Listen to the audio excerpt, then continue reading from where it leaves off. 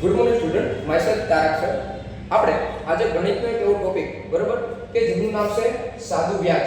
બરાબર, આપણે ઇન્ટરેસ્ટ ને ઇંગ્લિશમાં આપણે ઇન્ટરેસ્ટ રેટ કહીએ છીએ. બરાબર, સાદું વ્યાજ એટલે સાદું વ્યાજ બેટા એવી વસ્તુ છે બરાબર કે આપણે કોઈ પણ જગ્યાએ બેંકમાં જઈએ બરાબર, તો બેંકમાં આપણે પૈસા રાખીએ છીએ તો બેંક વાળા આપણા પૈસા હોય છે એનું આપણને અમુક ટકા અમુક વર્ષે વ્યાજ આપતા હોય છે.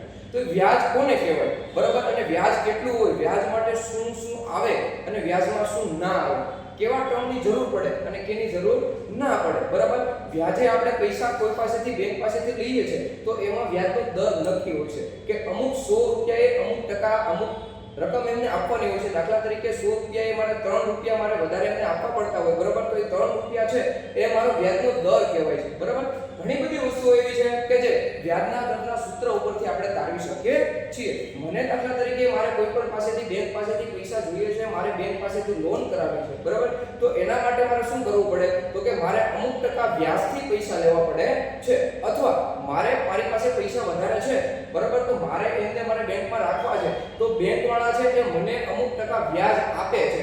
તો એનો બેટા એક એલ્ગોરિધમ આવે છે, એનું એક સૂત્ર આવે છે બરાબર, તો એ સૂત્ર ઉપરથી આપણે બધા ટર્મ છે એ આપણે ડિસ્કસ કરી શકીએ છીએ બરાબર, અને એમની માહિતી મેળવી શકીએ છીએ. અત્યારથી નાના ધોરણોથી આપણે આ બધી વસ્તુઓ શીખીએ છીએ બરાબર. શું કામ? કેમ કે આ બધી વસ્તુ લાઈફ ટાઈમ આપણને કામ આવવાની છે. હવે સાદા વ્યાજ માટે બેટા આપણે અમુક પહેલા એનું સૂત્ર હું તમને એક બતાવું છું બરાબર. સૂત્ર એનું આવે I બરાબર P multiplied by R multiplied by N upon 100. PR n ના છેદમાં 100 બરાબર. એમાં જે બેટા I છે, I ને આપણે વ્યાજ કહીએ છીએ, I ને બેટા આપણે વ્યાજ કહેવાય છે. ત્યાર પછી P છે, P તો P ને આપણે મુદ્દલ કહીએ છીએ. મુદ્દલનો મતલબ બેટા એવો થાય કે દાખલા તરીકે મારે 10,000 રૂપિયા છે બરાબર, તો એ મારે કોઈને વ્યાજમાં આપવા છે. કોને? તો કે બેંકમાં આપણે વ્યાજમાં આપીએ છીએ. દાખલા તરીકે મુદ્દલ છે મારે 10,000 રૂપિયા વ્યાજમાં મારે આપવા છે અથવા વ્યાજમાં મૂકવા છે. બેંકમાં મારે 10,000 રૂપિયા વ્યાજમાં મૂકવા છે તો એને મુદ્દલ કહેવામાં આવે છે. ત્યાર પછી બેટા R, તો R કોને કહેવાય? વ્યાજનો દર. વ્યાજનો દર બરાબર, એને પર્સન્ટેજ ઇંગ્લિશમાં કહેવામાં આવે છે બરાબર. વ્યાજનો દર એટલે એને પર્સન્ટેજ કહેવામાં આવે છે. દાખલા તરીકે 5% દર કે 10% દર કે 7% દર જે આપણે નક્કી કરીએ છીએ બરાબર, એને વ્યાજનો દર કહેવામાં આવે છે બરાબર. ત્યાર પછી બેટા n ને શું કહેવાય તો કે n ને આપણે મુદ્દત કહીએ છીએ. શું કહીએ છીએ? મુદ્દત. અને n ને આપણે બીજું t તરીકે પણ દર્શાવી શકીએ છીએ. t ને પણ મુદ્દત જ આપણે કહી શકીએ છીએ. n અને t બંને બેટા મુદ્દત છે. મુદ્દતનો વર્ગ મતલબ એવો થાય બેટા કે કેટલા વર્ષ માટે મારે આપવા છે, કેટલા સમય માટે, સમયગાળો બરાબર. મુદ્દતનો મતલબ સમયગાળો દર્શાવે છે. શું દર્શાવે બેટા તો કે સમયગાળો દર્શાવે છે બરાબર. તો આના ઉપરથી આ સૂત્ર ઉપરથી હું વ્યાજ મેળવી શકું છું કે મને કેટલું વ્યાજ મળશે, મારે કેટલું વ્યાજ આપવું પડશે. જો હું પૈસા કોઈ પાસેથી લઉં છું, બેંક પાસેથી હું પૈસા લઉં છું બરાબર, તો બેંકને મારે અમુક ટકા હું લોન કરું છું તો મારે એમને વર્ષે, મારે મંથલી, મારે મહિને એમને શું કરવું પડે તો કે વ્યાજ આપવું પડે બરાબર. તો વ્યાજમાં કેટલું આપવું પડે તો એ મને આ સૂત્ર ઉપરથી આઈડિયા આવે. I બરાબર P R N ના છેદમાં 100 બરાબર. આ સૂત્ર ઉપરથી મને એનો આઈડિયા આવે છે કે મારે આટલું વ્યાજ એમને આપવું જોઈએ બરાબર. હવે આ સૂત્ર તો આપણને ખબર પડી ગઈ બરાબર. તો આના ઉપરથી હવે દાખલા તરીકે આપણે એકાદું એક્ઝામ્પલ જોઈએ. ઠીક છે, એકાદું એક્ઝામ્પલ આપણે એવું જોઈએ બરાબર કે મેં આટલા રૂપિયા લીધા છે, આટલા ટકે અને આટલા વર્ષ માટે લીધેલા છે.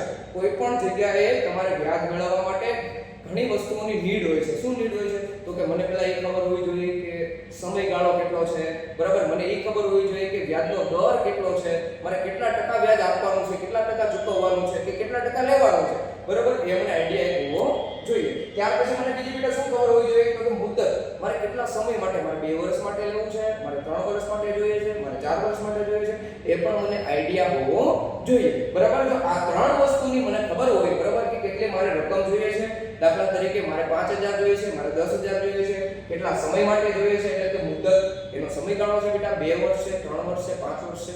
ત્યાર પછી મારે કેટલા દરે જોઈએ છે અથવા કેટલા દરે આપવા છે બરાબર, તો એના માટે પણ મારી પૂર્વ તૈયારીઓ બેટા હોવી જોઈએ. તો એના પછી આપણને I બરાબર PRN ના છેદમાં 100 આ સૂત્ર ઉપરથી મને શું મળશે બેટા? તો કે વ્યાજ મળશે કે મારે આટલું વ્યાજ લેવું અથવા આટલું વ્યાજ દેવું પડશે. હવે હું તમને એકાદી રકમ આપી અને આપણે એમનો વધારે ખ્યાલ મેળવીએ. ઠીક છે?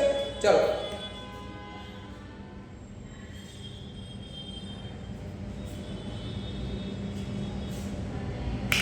જો બેટા આયા મારી પાસે મને કોઈ રકમ આપેલી છે કે કોઈ વ્યક્તિ રમણભાઈ પાસેથી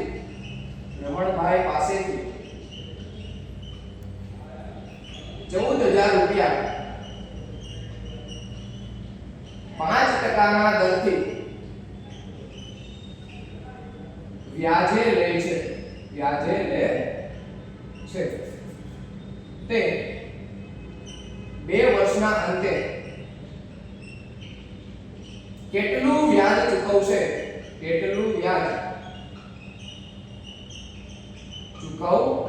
જો બેટા મને આ પહેલા મારે કોઈ પણ રકમ છે બરાબર એ પહેલા મને પ્રોપર આઈડિયા હોવો જોઈએ. રકમ વાંચી અને મને ખબર પડવી જોઈએ કે કઈ મુદત છે બરાબર, કેટલી રકમ છે તો એને મુદત કહેવાય બરાબર, કેટલા વર્ષ માટે લીધા છે તો એને મુદત કહેવાય, એને સમયગાળો કહેવાય બરાબર. ત્યાર પછી કેટલા દરે લીધા છે તો એને R કહેવાય બરાબર, ઇન્ટરેસ્ટ ઓફ રેટ બરાબર, વ્યાજનો દર કહેવાય, અને 5% છે બરાબર.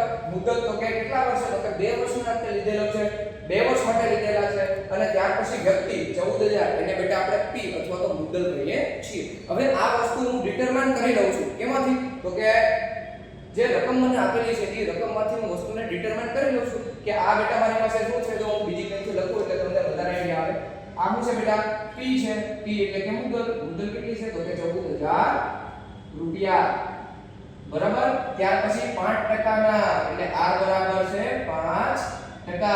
ત્યાર પછી 2 વર્ષના અંતે એટલે 2 વર્ષ માટે લોન લીધેલી છે અથવા તો 2 વર્ષને માટે વ્યાજવા પૈસા લીધેલા છે. તો 2 વર્ષ પછી કેટલા રૂપિયા ચૂકવવાના છે બરાબર. તો n બરાબર બેટા મને આપ્યું છે 2 વર્ષ. કેટલા વર્ષ પાસે? તો કે 2 વર્ષ બરાબર. તો હવે બેટા મને 3 વસ્તુ મળી ગઈ. P R કે આ 3 વસ્તુ મળી ગઈ. તો હવે એના ઉપરથી મને વ્યાજ મળી જાય? તો કે હા મળી જાય વ્યાજ બરાબર. તો મેળવ્યું. ચાલો તમને સૂત્ર ખબર જ છે, આપણે હમણાં કીધું હતું I બરાબર PRN ના છેદમાં 100 બરાબર. આપણે જોઈએ I બરાબર P multiply by R multiply by F upon 100 બરાબર. PRN ના છેદમાં 100. તો I બરાબર બેટા મારે હવે કિંમત જ મૂકવાની છે બરાબર. તો જો P બરાબર 14000 મલ્ટીપ્લાય બાય R બરાબર 5% ના દરે લીધી છે, n બરાબર 2 વર્ષ માટે છે છેદમાં 100 બેટા હું આપણે મૂકી શકીએ છીએ બરાબર. ત્યાર પછી આપણે જોઈએ તો જો આ જે કટ થાય છે એ પેલા હું કટ કરી દઈશ. જો 0 0 0 0 કટ થાય છે તો હું કટ કરી દઈશ. I બરાબર બેટા શું લીધું? તો કે મારી પાસે 140 મલ્ટીપ્લાય બાય 5 * 10 એટલે કે 5 2 10 વધે કે ન વધે? I બરાબર 140 ગુણ્યા 10 કરો બરાબર એટલે 1400 જવાબ આવે. કેટલો જવાબ આવે બેટા? 1400. તો 2 વર્ષના અંતે જે રમણભાઈ છે બરાબર, એ રમણભાઈને કોઈ વ્યક્તિ છે એ 1400 રૂપિયા વ્યાજ ચૂકવશે. શું ચૂકવશે? વ્યાજ ચૂકવશે. કેટલું વ્યાજ ચૂકવશે? તો કે 1400 રૂપિયા વ્યાજ ચૂકવશે બરાબર. ત્યાર પછી બેટા બીજી વસ્તુ મારે એ જોવી છે કે દાખલા તરીકે મને કોઈ એવો પ્રશ્ન પૂછે અથવા તો એક વ્યવહારિક આપણે ઉદાહરણ લઈએ બરાબર, કે કોઈ એક વ્યક્તિ છે બરાબર, એ કોઈ ભાઈ પાસેથી અથવા તો કોઈ ભાઈને 20000 રૂપિયા વ્યાજમાં આપે છે. કેટલા વ્યાજમાં આપે છે બેટા? તો કે 3% ના દરથી અથવા તો 4% ના અથવા 5% ના દરથી વ્યાજમાં આપે છે બરાબર. તો એ 5 વર્ષ માટે આપે છે એટલે કે મુદત કેટલી થઈ? n બરાબર 5 વર્ષ બરાબર. તો 5 વર્ષના અંતે કુલ કેટલા રૂપિયા ચૂકવશે બરાબર? કુલ કેટલા રૂપિયા ચૂકવશે? તો એને બેટા કુલ જેટલા રૂપિયા ચૂકવે ને એને વ્યાજ મુદ્દલ કહેવાય. શું કહેવાય? વ્યાજ મુદ્દલ. આ મારી પાસે એક નવું સૂત્ર આવ્યું. કુલ કેટલા રૂપિયા ચૂકવશે? તો એ વ્યાજ મુદ્દલ એટલે a બરાબર I plus P.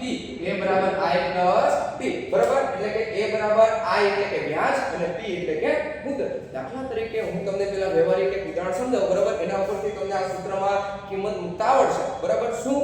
જો દાખલા તરીકે કોઈ એક બેન છે બરાબર, એમને બહાર જવું છે અથવા તો કોઈ પણ જગ્યાએ જવું છે તો એ એમના કોઈ પણ પાસેથી પૈસા લે છે બરાબર, પૈસા દાખલા તરીકે ગમે જેટલી રકમ બી લેતા હોય બરાબર, દાખલા તરીકે માની લો કે 10,000 રૂપિયા લે છે, માની લો કે 12,000 રૂપિયા લે છે બરાબર, કેટલા દરેથી લે છે, માની લો કે 2% થી લે છે બરાબર, 2% ના દરથી લે છે બરાબર, એટલે કે ત્યાર પછી કેટલા વર્ષ માટે લે છે, તો કે 2 વર્ષ માટે લે છે બરાબર. તો હવે મહિને 2 વર્ષ માટે લે છે, તો 2 વર્ષના અંતે કુલ કેટલા રૂપિયા ચૂકવવા પડશે, તો કુલ રૂપિયા ચૂકવવા માટે પહેલા મારે આયમાં સૂત્રમાં કિંમત મૂકવાની બરાબર, એટલે મારે વ્યાજ મેળવવાનું બરાબર, અને એ વ્યાજનો સરવાળો કોની સાથે કરવાનો, તો કે જે પૈસા લીધા હોય ને એ મુદ્દલ કહેવાય, એ તો ઊભા જ હોય, આપણા પૈસા જે લીધા હોય એ તો હોય જ તે, એ અંતે ચૂકવવાના હોય, તો અંતે ચૂકવીએ ને બરાબર એ વ્યાજ સાથે ચૂકવવાનો, એટલે વ્યાજનો અને મુદ્દલનો બંનેનો સરવાળો કરવાનો થાય બરાબર. ત્યાર પછી હવે બેટા જોઈ લઈએ, એ ઉદાહરણ આપણે હવે લીધું જ છે બરાબર, તો પછી એક આપણે એક્ઝામ્પલ જોઈએ બરાબર, અને ત્યાર પછી આપણે થોડુંક આગળ વધીએ. એક એક્ઝામ્પલ આપણે ફરીથી કરીએ, એક એક્ઝામ્પલ આપણે વ્યાજ મુદ્દલ જોઈએ કે દાખલા તરીકે હું કોઈ પણ પૈસા લઉં છું બરાબર, તો કેટલા રૂપિયા અને કઈ રીતે મારે ચૂકવવા બરાબર, એ બે વસ્તુ મારે ડિટરમાઇન કરવી પડે. ઠીક છે, ચાલો આપણે એક નવું એક્ઝામ્પલ જોઈએ અને એમાં આગળ વધીએ.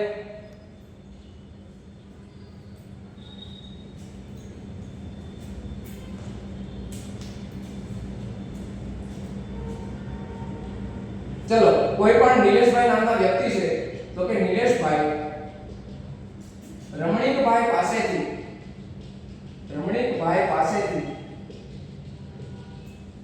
27,000 રૂપિયા 3% દરથી 6 વર્ષ માટે લે છે તો નિલેશભાઈને 6 વર્ષના અંતે કુલ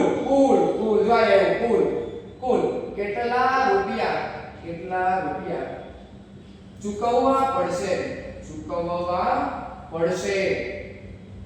તો બેટા કુલ કેટલા રૂપિયા ચૂકવવા પડશે, તો કુલ માટે બેટા વ્યાજ પણ મેળવવાનું અને વ્યાજ મુદ્દલ પણ મેળવવાનું, બંને વસ્તુ મને ખબર હોવી જોઈએ બરાબર. તો એના માટે બેટા તમને ખબર જ છે વ્યાજનું સૂત્ર તો આપણને આવડે જ છે, I બરાબર PRN ના છેદમાં 100. તો પહેલા તો હું ઈ મૂકી દઈશ, પણ એના પહેલા હું શું મૂકીશ, તો કે P એટલે શું થાય, તો કે P એટલે આ થાય, P બરાબર 27,000 રૂપિયા થાય બરાબર, P બરાબર 27,000 રૂપિયા થાય 3% ના દરથી, દર એટલે R બરાબર 3%. ત્યાર પછી 6 વર્ષ માટે એટલે કે N બરાબર 6 વર્ષ બરાબર. તો I બરાબર મેળવવાનું એટલે કે વ્યાજ કેટલું થાય એ મેળવવાનું છે, અને જો I થી પછી ધ્યાન રાખવાનું, જો વ્યાજ તો મેળવી લીધું, હવે વ્યાજ મેળવી અને માણસો જવાબમાં ટીક કરી નાખે બરાબર, જેટલું વ્યાજ આવે તો કે ભાઈ હાલો ભાઈ 7,000 રૂપિયા કે 3,000 રૂપિયા જેટલું વ્યાજ આવે આટલું ચૂકવવું પડે, ઓપ્શન ટીક કરી નાખે સી નહીં. કુલ જોવાનું, કુલ કેટલા રૂપિયા ચૂકવવા પડશે અંતે મુદ્દલ સાથે પૈસા ચૂકવવા પડે, બરાબર. એટલા માટે આપણે I પણ મેળવવાનું અને A પણ મેળવવાનું. જો આટલી વસ્તુ આપણને ખબર હોય ને, દાખલા તરીકે આટલું પેલા આપણે લખી નાખીએ ને, તો આપણને ખબર છે I બરાબર સૂત્ર શું થાય, તો કે ખબર છે સાહેબ, I બરાબર PRN ના છેદમાં 100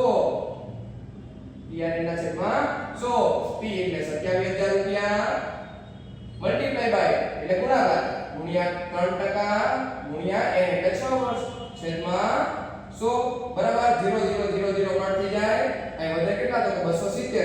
આયા 6 દુ 12 6 તેરી 18 બરાબર, 6 તેરી 18 વધે કે ન વધે બરાબર. આયા 270 ગુણ્યા આપણે 18 કરીએ બરાબર, એટલે આયા આપણે કરીએ છે સાઈડમાં 270 ગુણ્યા 18 0 1 0 0 1 7 4 1 2 2 8 0 0 7 8 56 વધી આવી 5 8 2 16 બરાબર, ને 5 21 0 6 8 અને 4,860 રૂપિયા બેટા થાય, 4,860 રૂપિયા. આટલું બેટા શું થયું, ખાલી આ શું થયું, આ શું મળ્યું, વ્યાજ મળ્યું. શું મળ્યું, વ્યાજ બરાબર. આ મને માત્ર ને માત્ર જે વ્યાજ એટલે કે I બરાબર મળેલું છે, આ માત્ર મને વ્યાજ મળ્યું. હવે મને એવું પૂછ્યું છે કે કેટલા કુલ રૂપિયા ચૂકવવા, કેટલા કુલ, તો કુલ માટે બેટા A બરાબર સૂત્ર છે મારી પાસે, હમણાં આપણે જોયું હતું A બરાબર I plus P બરાબર.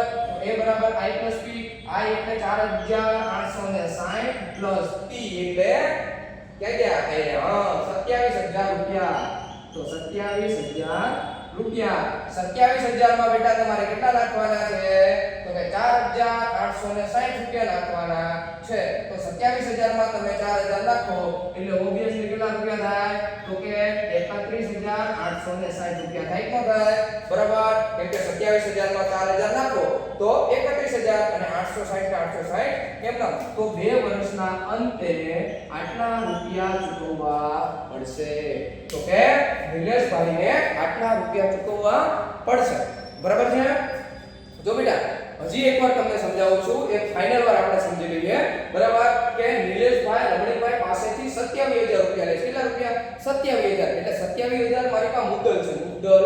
મુદ્દલ એટલે P 27000 રૂપિયા. બરાબર. ત્યાર પછી 3% ના દરથી એટલે રેટ આપ્યો છે, વ્યાજનો દર આપ્યો છે. કેટલો આપ્યો છે? 3% વ્યાજનો દર આપ્યો છે. n બરાબર કેટલા વર્ષ માટે? 6 વર્ષ માટે. બરાબર. અને વ્યાજ મારે મેળવવું છે અને છેલ્લે કીધું કે 6 વર્ષના અંતે કુલ કેટલા રૂપિયા ચૂકવવા પડશે. એટલે મને વ્યાજ મુદ્દલ પણ માંગેલું છે.